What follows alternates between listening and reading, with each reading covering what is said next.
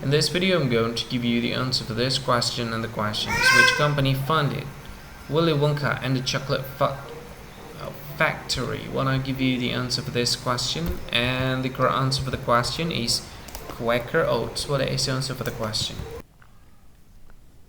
Hi, thank you so much for watching this video.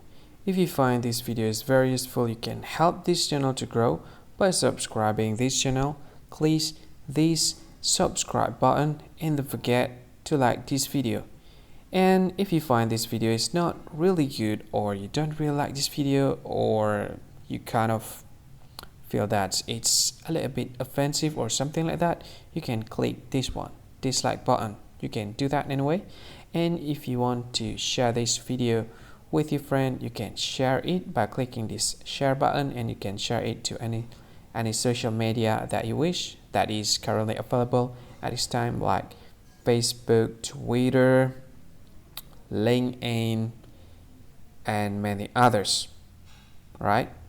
And if you want to add this video to your playlist, you can click this one. You can watch this video later, and you can find more options by clicking these three dots.